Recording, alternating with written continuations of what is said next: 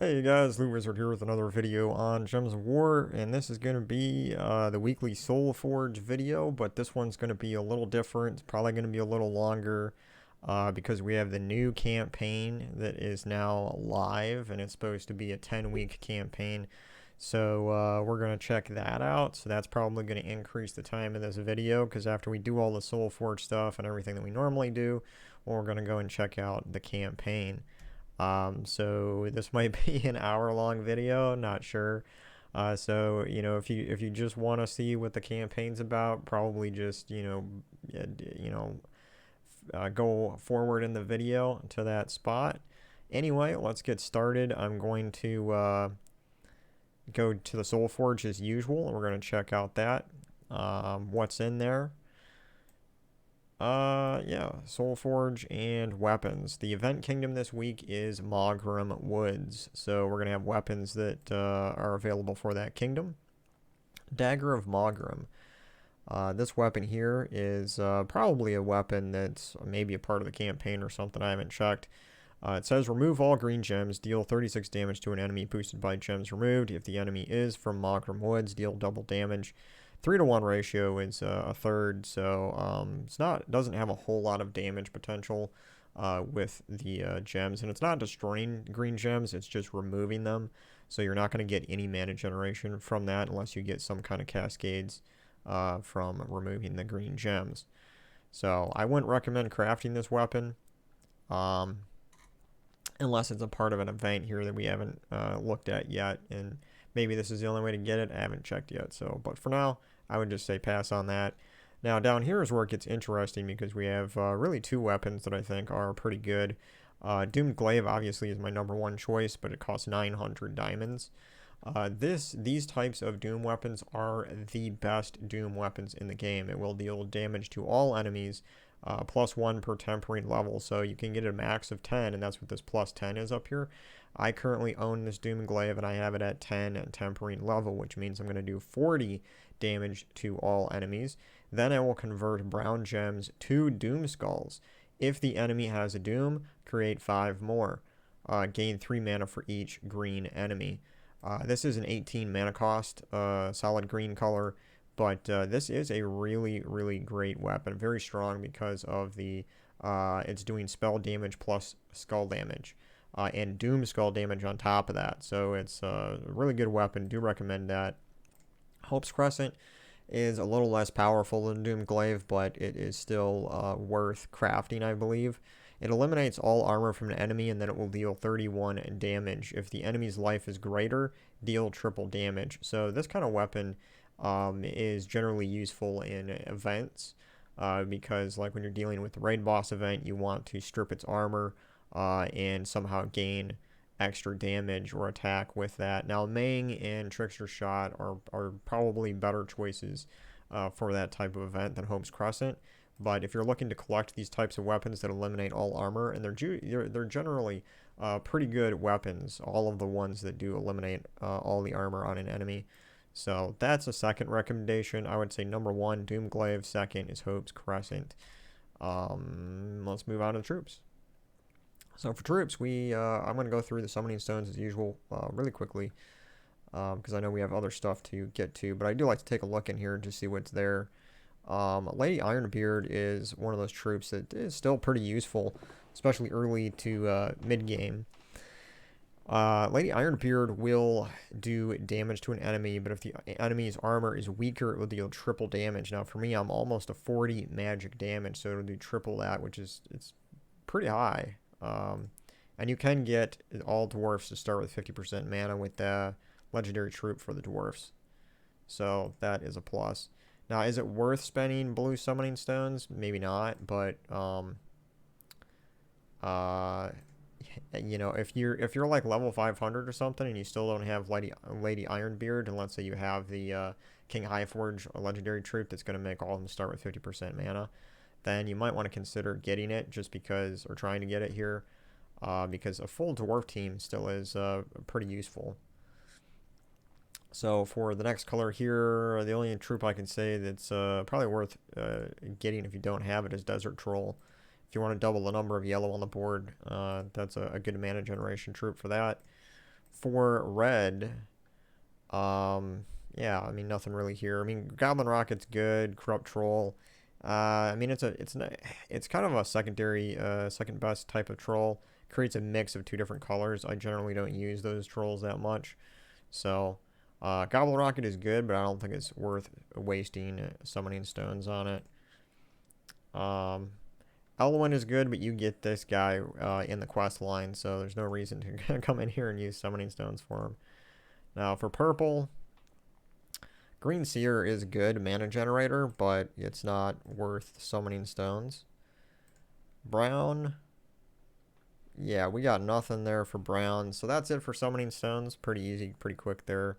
Let's go on to legendary troops. We have Molech, Bone Dragon, Sekma, and there should be a fourth legendary in here. I gotta scroll down past all these guys. Soul Zara is the fourth legendary. I was gonna try to keep the mythics there a surprise until I read off the legendary traits, but that didn't work out. I wonder why they got the legendaries split up like that. It's kind of weird. Anyway, you know, none of these legendaries are really that amazing, so I would just skip over any of those. Doomclaw, not that great of a mythic troop. It does have 25% chances to devour enemies. I've never really seen a lot of people use it. This is one of the like three or four mythic troops I don't have yet is Doomclaw. So I might end up crafting them in here. I don't know. We'll see. Because there's another troop with the event kingdom is maugrim Woods, and one of the mythic troops that I don't have is for that. It's Wolfgarrick. So we're gonna go. I'm gonna go ahead and open keys in this video too to try to get him. So this video is gonna be packed full of a bunch of different stuff we're doing. Because we still got to check out that new campaign. But if I use up too many of my event keys just to get that mythic for maugrim Woods, then I'll probably come in here and craft Doomclaw. But if I get it pretty quickly and I have enough event keys left over, I'll just wait until Urskaya, I believe. Yeah, Urskaya. I'll wait until that kingdom comes around, then I'll use my event keys to try to get it. So we got Doomclaw's mythic, we got the World Breaker, we have Ubestet, and we have the High King Irongut. Now, High King Irongut is still, in my opinion, an S tier mythic troop. It is great for pretty much every single game mode. For events, for delves, for level 12 Explorer, for even PvP. This thing has a 100% devour chance if you get its attack to 100.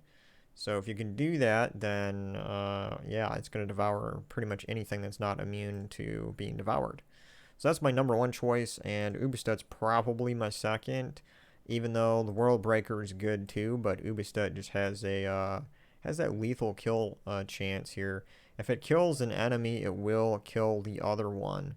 It does have some diminishing returns on its attack damage because its attack is boosted by all ally and enemy attack, and every time that you kill an enemy, there's going to be less attack on the board for it to get boosted by.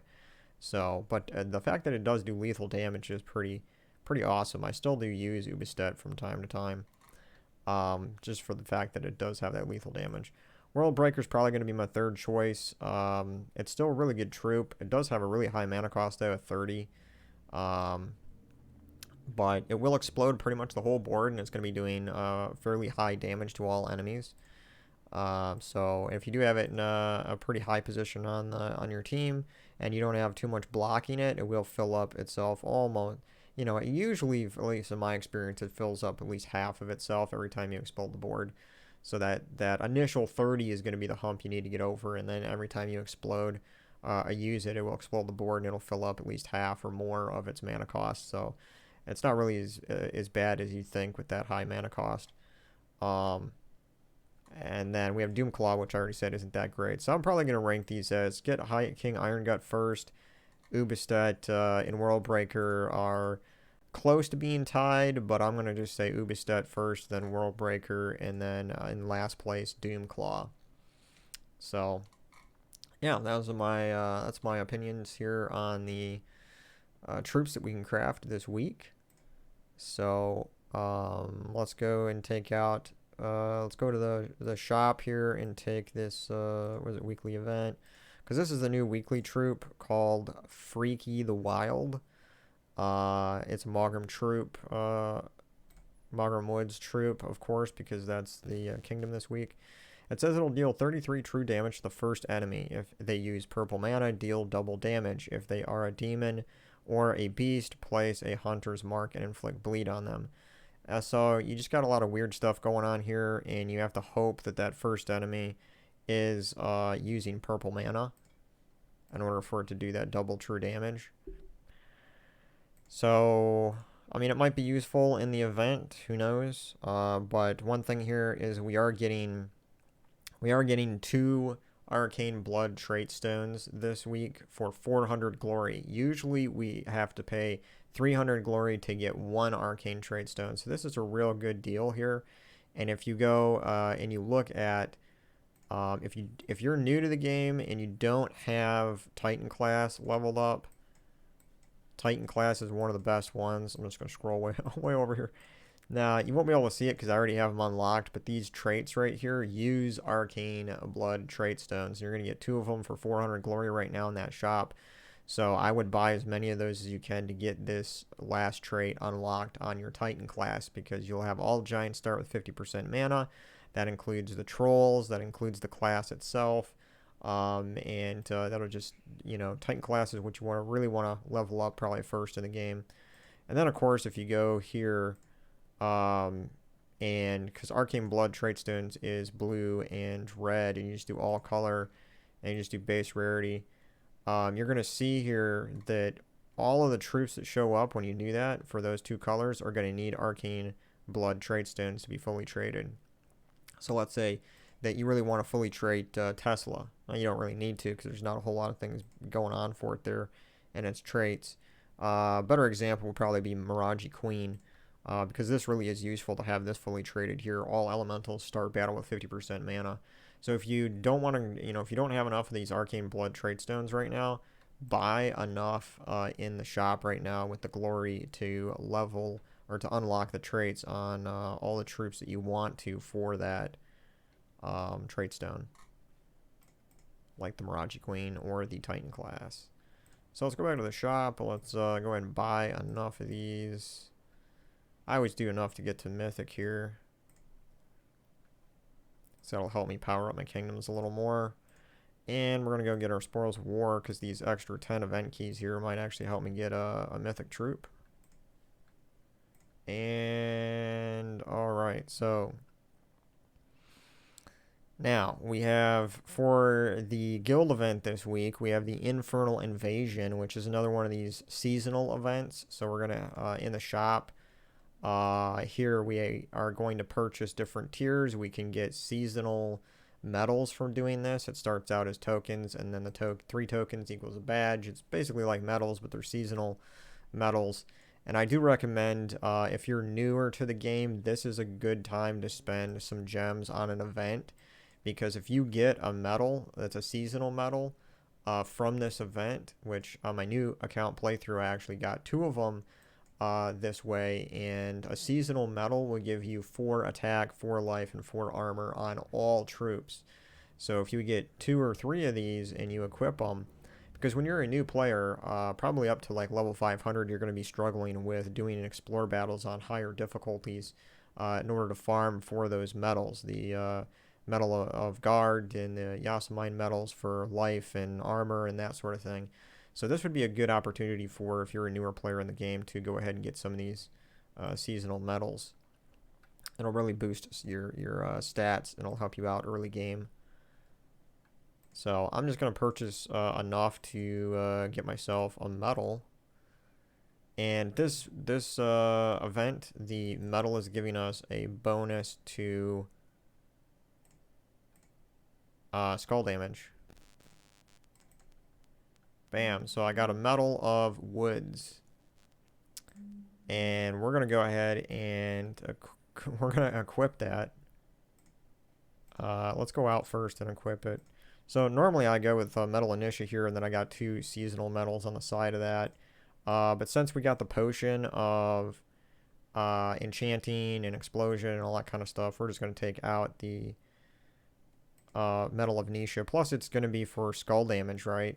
This event. So we're going to take out that Metal of Nisha, and we're going to put in here the Metal of Woods, which is the current metal for this event. It says it'll do 160% skull damage for all troops in the current event. So we're focusing on skull damage anyway, so I don't really need the Metal of Nisha in there, which is doing the magic damage. So we're going to do that, and then we'll go back here, and the Infernal Invasion. So we're going to have to use troops, I think, that are completely restricted to the Maugrim Woods. It does say troop restrictions, Maugrim Woods, and I think for these events, we're going to check it out, but I think the weapons are also restricted to this kingdom, which is going to be fine if you have that Hope's Crescent or that Doomed Glaive. So we can use, well, this troop right here, Force Guardian's good because it's going to make all beasts start with 50% mana. And it is a skull troop, so there's that. See what else is in here. Moonslinger could be good because it does convert purple to green. That's a good one. Another really good troop is the Tracker, because if you have this one fully traded, which you should have it fully traded, it says it will place Hunter's Mark on enemies when doing skull damage. Hunter's Marked enemies take double skull damage. And since we're running that metal, they would take, you know, even a double on the 160%. Plus, this has a 50% chance to ignore armor with skull damage, and it'll give you a bonus to green. It does create green when you do cast it. So I'm going to go ahead and put this in here. We're going to put that up there. We're going to do that. Spirit Dancer might be a good one, too, to transform just to get enough green. Cockatrice would be a good one as well, simply because it's going to drain mana and entangle. So that's a good option. This troop here gives barriers to all war gear troops, and it creates gems of a chosen color. But the mana is being blocked by the Tracker, so I probably won't use that one. We've got one spot left for our hero here. And yep, we are restricted to this week's kingdom for these weapons. So you could use the class weapon in here too, if you wanted. Hope's Crescent is in here. And then Doomed Glaive, like I said, is here. So we also have a mana generating weapon down here, the Wolf's Hammer. Deal damage to an enemy boosted by Maugrim Woods allies and create a mix of 6 blue and green gems. So I don't know if we're going to want to use that. We could use the Doomed Glaive, but that uses just pure green. Let's see what this is going to do. Transform purple skulls, transform brown gems to green, so lots of green. I might actually use... we could do Hope's Crescent, but I don't know. I think I'm going to start with the Doomed Glaive. We'll just do there. This is a pretty low mana cost, so the green will probably fill over in that. Plus, we're getting everything enchanted too, so we'll just go with this setup for now. And we want to do a banner that's probably double green, yellow for Forest Guardian. Probably something like that. The Warren banner. And for a class, class is not restricted. But since we're using Forest Guardian here, we could use the Warden, since the Warden is a beast class. And it's also from Maugrim Woods, so we're probably going to get a bonus for using all Maugrim troops. This does have Root Trap too, which is really nice. Yeah, as you can see, I don't have everything. I don't have this class leveled up very far, but hey, that's a good reason to use it, right, for this event. So, yeah, we're just going to do Warden class. We're going to put Tracker in the first spot, Doomed Glaive, Forest Guardian, Moonsinger. We'll just, you know, we'll roll with that and see. Now, most of the enemies here are going to be pretty weak to start out with in this event, and as always, they get harder as you defeat more and more enemies. So, well, right here we do have some purple gems we can transform into skulls, and that's nice. And we'll just use this and get rid of those guys. So we're collecting demon hearts. I didn't even read the lore or any of that stuff because I generally don't pay attention to the story in this game.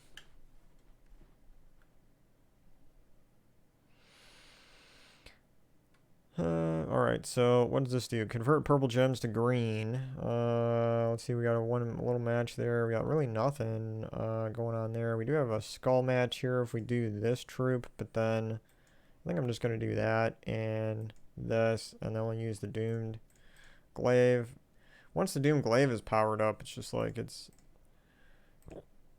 the end. Yeah, so I mean, like, for right now in this early game, I'll probably just do Doomed Glaive up there, honestly, and, because most of these troops are gonna die with just the spell damage at this point in the game, you know? So we got Moonslinger's gonna really give us an extra turn here with this green mana. We're gonna do that. Everything's full, we'll cast this, everything dies. So, yeah, that's basically a team there, and as you get later, you could use Hope's Crescent or, you know, yeah, Hope's Crescent will eliminate armor, so it is probably a pretty good weapon for this event. But Doom Glaive is also going to be pretty good. But like I said, too, this tracker troop is going to be really good for this event in that first spot, just because with a Metal of Season on there, you're going to do an extra 160 percent damage with skulls, and this has the Hunter's Mark and all that good stuff.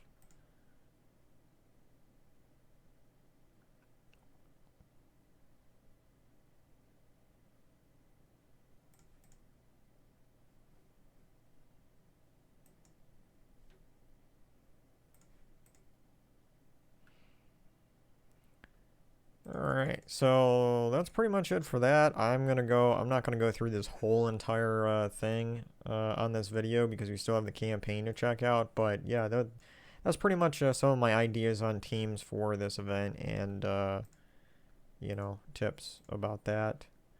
Definitely, you want to get some Metal of Seasons if you're early on in the game and you don't have a lot of medals yet, because those really, really will help you out. So, next thing we're going to do is we're going to go in here and we're going to try to get this Mythic Troop with Garrick. Because Maugrim Woods, and it's in there. So, if I go to Troops, I go to Kingdoms, and I go to Maugrim Woods, right here, and I go Unowned, right there, Wolf Garrick. That is, and if you guys want to see, like, how many Mythics I still have left to get, I'm trying to collect them all. We'll just go here, base rarity, unowned. This right here is my very small list of troops. I've been trying to collect all the troops since I started. It's been about 2 years, and this is all I have left. So Wolfgarrick, I'm hoping I got a lot of event keys saved up, so I'm hoping I'm gonna get Wolfgarrick here today, and then Doomclaw's in the forge, so I could craft that, or I could wait until that kingdom comes along. Because the thing is, with these Apocalypse troops, I got Plague and War left. There's no kingdom for Apocalypse, so I can't use event keys to get them. So I might just wait and craft those two, and then wait for Doomclaw to show up. Wait for Urskaya Kingdom to show up. I think it's supposed to show up a couple of weeks from now, so... and then the only one I'd have left is Fallen Valdis, and of course Zul'Goth, which I am getting closer to crafting this guy. I have like 3 power orbs left, and then I can get him. Winter Imp is the only legendary I don't have, which eventually I'll get him. So anyway, I have almost 1,400 event keys, and we have... Let's see what the percent chance is. To get a Mythic Troop in the event keys, we have a 0.11 chance of getting a Mythic Troop. But the thing is, I think we have a pretty good chance because I got a lot of event keys, and I don't think there's really a whole lot of Maugrim Woods troops for that kingdom. So, I mean, I'm just going to open 50 at a time, and... we should get it sooner or later. Forest Guardian.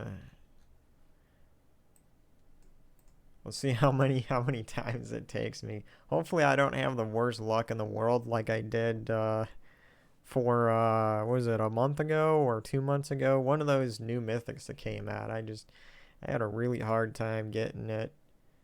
So hopefully my luck has changed a little bit. Another Forest Guardian. That was 100 event keys. We got Krampus. Forest Guardian, Cabarros. Freaky the Wild. Forest Guardian, Krampus. Forest Guardian. Well, we used about 400 of these event keys so far. See, this is what I'm talking about. Like, if my luck doesn't go here that well, I might just end up crafting Doomclaw. Forest Guardian, Krampus.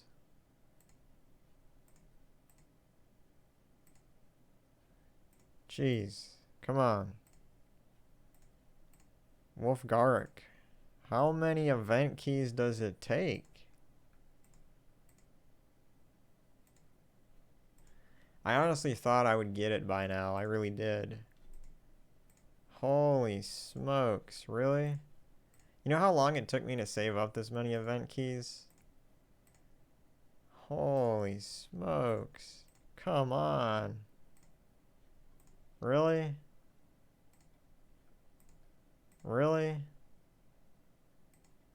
It has never, ever, ever taken me this many keys. What the heck?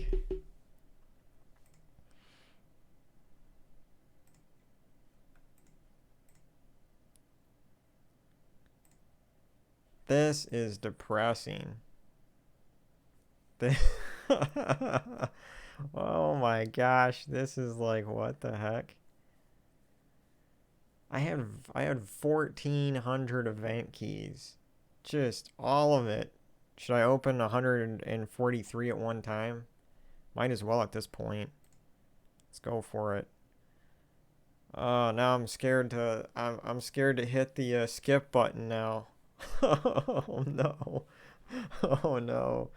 If I don't get it, I just gonna have to wait for it to craft it. But I honestly, it's like I've gotten mythics this way before, and usually within like 3 to 500, I usually always got a mythic from event keys.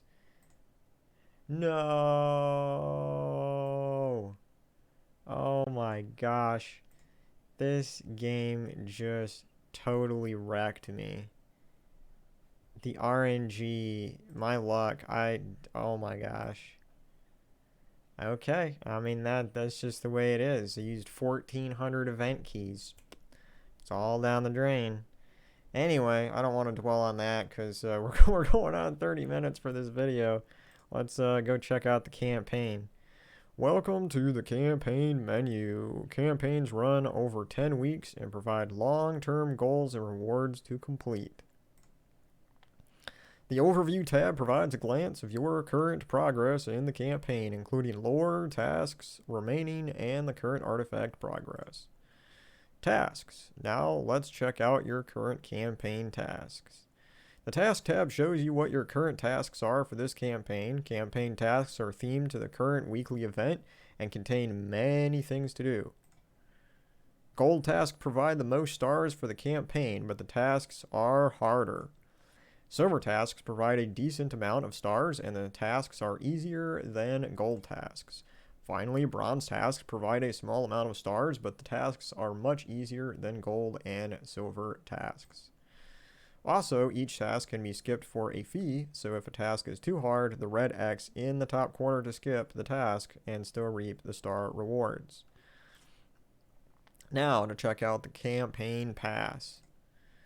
This campaign pass, the campaign pass, is where you find all the rewards for this campaign. Collecting stars provide access to more rewards in the campaign pass.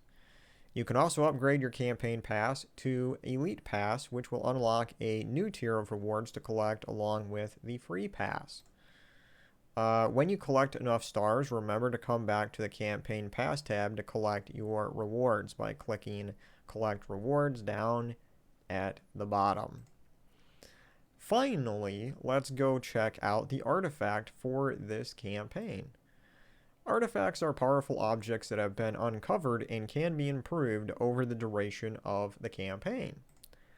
Leveling up your artifact will provide more access to lore about the artifact and will power up you and your troops across the duration of this campaign. So I guess that's the that's the end of the narration, I guess. Artifact, Seal of Kurandara. So I guess this is the artifact here. It looks kind of like a portal to the Netherworld. It's currently level 0. I have 0 stars. Artifact power level. So this right here is going to tell me what bonuses I receive to my troops during the campaign as I level up my artifact. The prologue. I received a message from Scarlet. As usual, it was overly dramatic, tied with a red ribbon to the leg of a disgruntled-looking raven. So there's a little bit of story there. And you set out for the Maugrim Woods immediately to see what was happening. Okay, so campaign. There's free pass, which that's what we're going to be doing right now. But upgrade, I've heard different prices. 10 was right. I heard some people saying it was like 15 for elite pass, I think, and then some people were saying the 24 or 25. So it looks like the it's a little cheaper than what I thought it was going to be, because I thought elite pass was going to be more like 20 or 25, and then the elite plus pass was going to be like 35 or something. But you know, the elite pass for $10 for the entire 10-week duration isn't too bad of a price. You unlock the elite pass and earn extra rewards during this campaign. We'll have to go and see what the extra rewards are for that. The elite plus pass gives you 20 stars per week, 1 major orb of wisdom, and 1 major orb of clans. Yeah, and that costs $25 for the whole 10-week duration. Now, if they're gonna get some purchases on this elite pass if the orbs become ascension, major orbs of ascension, just because you need to collect a lot of those. Those are the hardest orbs to get. You need a lot of those to craft Zul'Goth. So I'm sure that's how they're gonna get people purchasing that. It makes me kind of wonder why they didn't start out with a major orb of ascension in here. But anyway, so what extra rewards do we get? That's what I'm wondering. Where is it? Like, are these all the, like, is this all the rewards? Or do you get some of these? Well, the free pass is like here, right? So like, is this bottom layer here must be for the elite pass, and the free pass is the top layer. That's what I'm guessing. So, what is this? Devil's Bane. Deal 35 damage to an enemy. There's a 4% chance to kill them, boosted by demon enemies. Interesting. So, I guess you get that weapon if you have an elite pass. And then once you get to 150 stars, you get a pet. You get a portrait. You get more pets.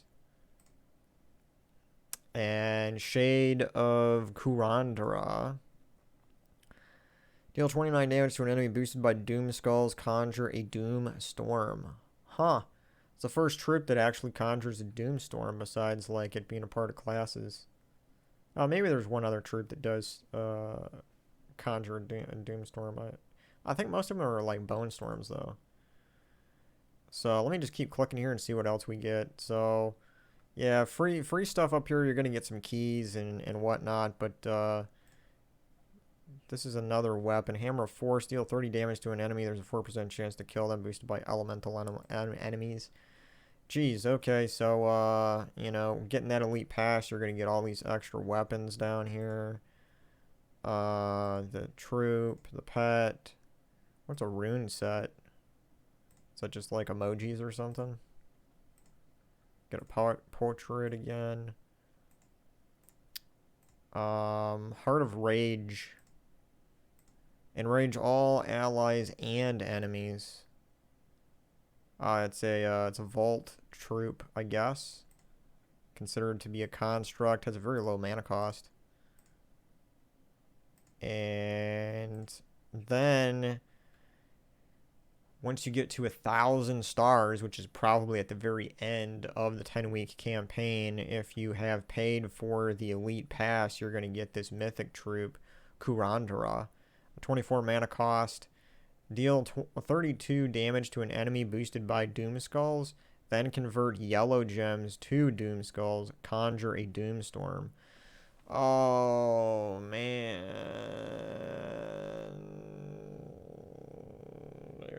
What? Like, I might have to dig into my wallet and pay $10. You know, I didn't really want to, like, just because, like, I love Doom Skulls. And with, what's that class? The Stormcaller class that has the Light Storm. Imagine the Possessed King with, the Possessed King that's going to give you all the extra explosions on 4 or 5 matches with that Light Storm going with the Stormcaller class, and then this troop here that's going to convert all those yellow gems to Doom Skulls, and then this troop has the ability to conjure a Doom Storm. Let's see what its traits are. Gain bonus red mana from red gem matches. It's immune to Devour and status effects. 50% chance to curse all enemies when matching 4 or more gems. That is also going to be really good because curse is great. Oh, man. They're really, really, probably going to get quite a few people to pay that $10 because basically it's the cheapest mythic for money in the game. Because you can pay $50 worth one of those deal packages and you're just going to get a random mythic. And it could be the worst mythic in the game. This one's going to be guaranteed to be... I probably, just comparing this to like the troop that we recently got, the Lord of Slaughter, that thing's probably S rank. And this one is going to be S rank too for me, probably. If not, it would be A tier. It's either A tier or S tier. Because for it to convert all yellow gems to Doom Skulls... Yeah, that's, and it's doing spell damage too. And it's going to do an extra 10 spell damage per Doom Skull that's on the board. The only bad thing about this troop is that it has no damage reduction from skull damage. So, but that's fine because you could actually put like you could put Gorgatha at the top of your team. Equip the Stormcaller class, and then put this troop below Gorgatha, and put the Possessed King in there, and you'd have so much mana popping around, and you'd be able to still have 75% damage reduction from skulls from Gorgatha at the top. So that's kind of a team that I would, just off the top of my head, I'm thinking about that. That would be pretty fun. So I didn't really want to spend. I didn't really want to spend money on the campaign. But $10 really isn't too bad for 10 weeks, and you get that guaranteed mythic.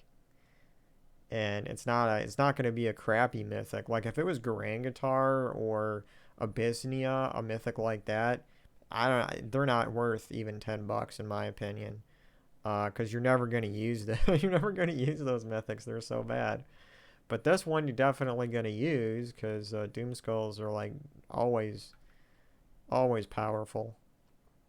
So let me go back here to overview. Let's see what's going on. And of course they got right here upgrade to Elite Pass artifact. I'm just going to probably do just some tasks without upgrading right away. Just so you guys can see what's going on here.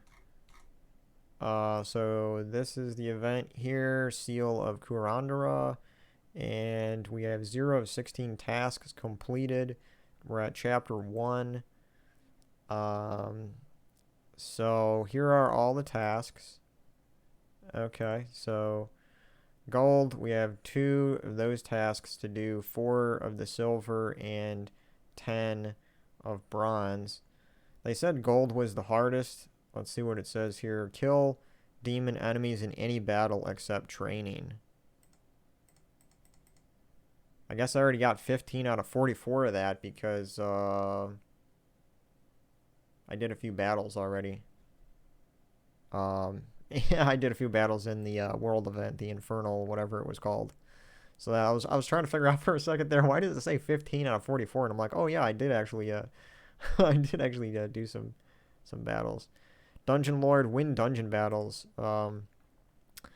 So 0-6, I haven't done my dungeons yet, but that should be easy to get because 3 dungeons per day. Within 2 days, I can get that easy. Win explore runs in Maugrim Woods at difficulty 1 or higher. Just one of those. That's going to be really easy to get. So far, I mean, these tasks don't seem that difficult really to get.